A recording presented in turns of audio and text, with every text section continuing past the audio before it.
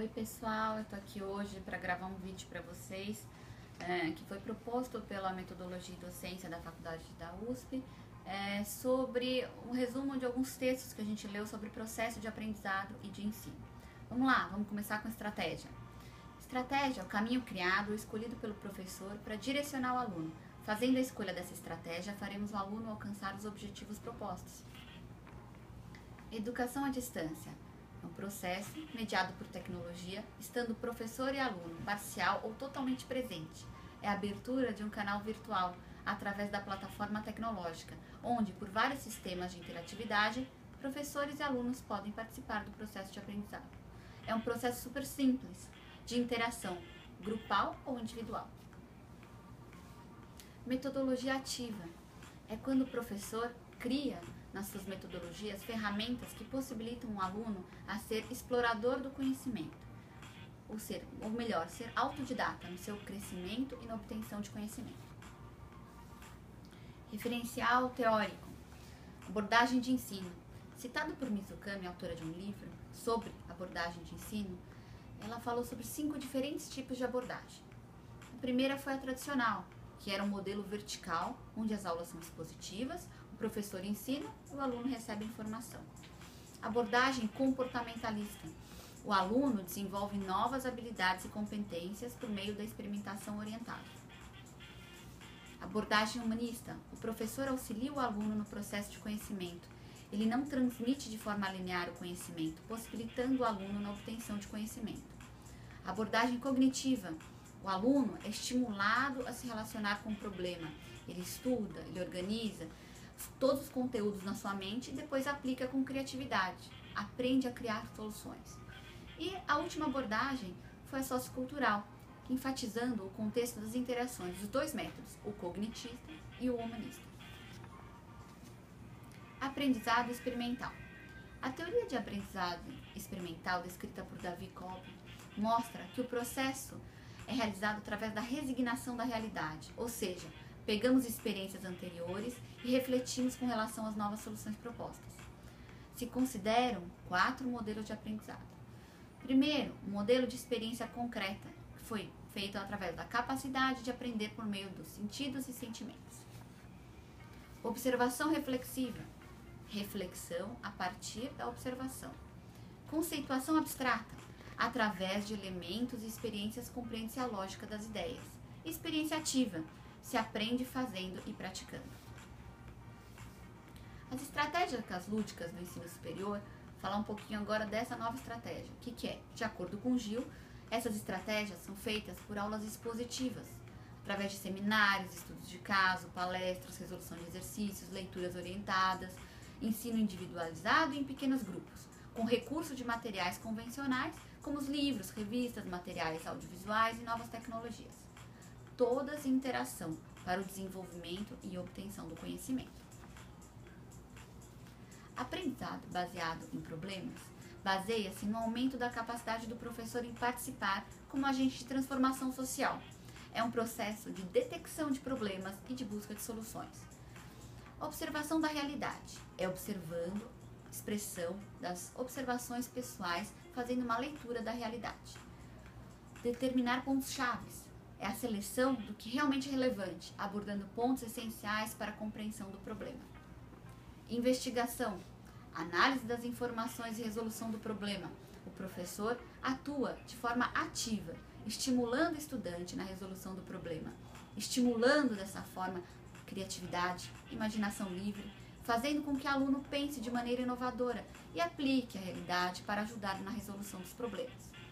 E por último, a aplicação da realidade, onde o aluno executa as soluções que o grupo encontrou, tomando a decisão e aperfeiçoando sua destreza. Fechando esse assunto, vamos falar um pouquinho que os novos elementos tecnológicos não garantem por si a ruptura dos velhos paradigmas. O ideal seria integrar os métodos de ensino de forma global e, ao mesmo tempo, facilitar a conexão por uma perspectiva interdisciplinar. Agora, e quando a gente tem texto e pesquisa? Também a gente pode adotar algumas estratégias. Então, para auxiliar na leitura dos textos longos, a gente pode usar um bom resumo, dividir temas em subtemas, indicar outros textos relacionados, disponibilizar o texto em diversos formatos e desenvolver métodos de avaliação da leitura. E para trabalhar com pesquisa, podia-se fazer uma pesquisa em sites, plataformas virtuais, pesquisar também base de dados em periódicos e montagem de clipping de notícias. Estilos de aprendizado. Possui com base uma pesquisa exploratória, analisando a dimensão de tempo de forma transversal e caracterizada por abordagem lógica dedutiva. Agora eu vou falar um pouquinho de estratégias de ensino e de aprendizado no curso de administração. A administração, mas a gente não é da saúde? Então, mas foram feitos estudos em cima dos cursos de administração e de contabilidade. E daí, a partir daí se formou uma base para a gente usar na saúde. Vamos lá. O que eles fizeram no curso de administração? Fizeram algumas estratégias de ensino. Seminário, discussão de debates de temas, estudos de caso, análise objetiva de uma situação real e fizeram também o júri simulado, que o que era? A partir de um problema, eram apresentados argumentos de defesa e de acusação. Aí se levantava uma hipótese e buscava-se uma decisão final. Fechando tudo com um painel, fazendo uma discussão informal de um grupo, em que apresentava pontos de vista antagônicos, levam a interpretação e a busca de uma análise supercrítica. Aprendizagem baseada em problemas, PBL. Essa é a sigla, que expõe, o que é o PBL? É a exposição de um problema, antes da teoria, fazendo com que haja trabalho em grupo, integração de conhecimentos e um processo de solução desses problemas. Um PBL simples pode ser caracterizado por uma apresentação de um problema, aí depois identificação do problema, aí se levantam as hipóteses, se há uma tentativa da resolução, há um levantamento de todos os pontos de aprendizado, um planejamento do trabalho a ser feito em grupo, depois se faz um estudo independente e compartilha-se, apresentando-se todos os resultados, avaliando o processo e no final fechando com uma autoavaliação. O que é o PBL reiterativo? É após o compartilhamento e aplicação das informações, se faz uma discussão de resultados e se volta o levantamento de pontos. Quais são as vantagens de se usar o PBL? É melhorar a forma de encontrar soluções onde o caminho ainda não é conhecido.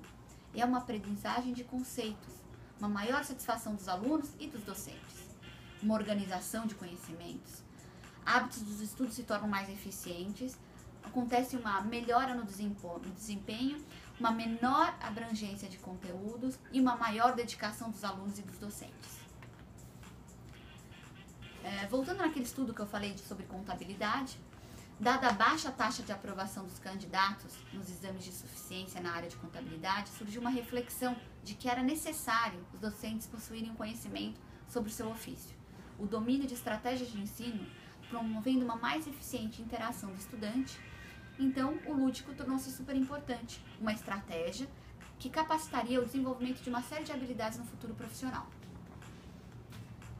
Agora vou falar um pouquinho sobre saúde, as metodologias ativas de ensino de aprendizado na formação dos profissionais de saúde. A formação dos profissionais de saúde tem sido pautada no uso de metodologias conservadoras, baseadas na reprodução de conhecimentos sem crítica e reflexão. Com isso, tem-se discutido a necessidade urgente de mudança nas instituições de ensino superior. A Lei de Diretrizes e Bases da Educação Nacional e diretrizes curriculares foram tentativas de se fazer com que as instituições formadoras se aproximassem mais da realidade social. Então, a partir das abordagens pedagógicas, o profissional veria a intervir com contextos de incertezas e complexidades, ensinando o aprender a aprender. As metodologias ativas estão alicerçadas em princípios teóricos de autonomia. Como cita o Paulo Freire, a educação contemporânea deve pressupor um professor capaz de autogerenciar, de autogovernar seu processo de formação, contando com humildade, reconhecimento de seus limites e adotando uma atitude de compaixão e amor pelo ato de ensinar.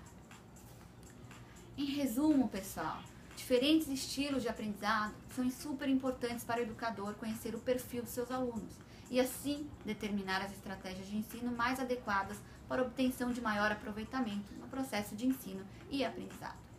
As estratégias de ensino devem desenvolver autonomia individual e íntima com o coletivo, O objetivo de formar profissionais de forma integral, ética, crítica, reflexiva e transformadora, mediante a métodos super inovadores e ativos que ultrapassem o limite do treinamento puramente técnico. Desta forma, aproximar a realidade social e motivar, aprender, o aprender, participar ativamente do próprio processo de aprendizado.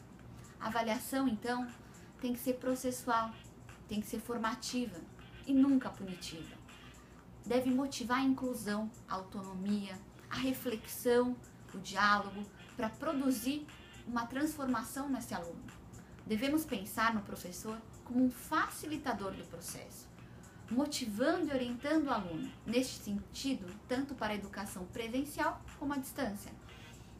Então, pode-se aplicar tantas estratégias lúdicas, que incluem atividades descontraídas e possibilitam a expressão do agir, do interagir. Essas estratégias motivam a participação ativa do aluno. E é isso que eu queria falar para vocês hoje, um pouquinho sobre os textos de aprendizado e conhecimento.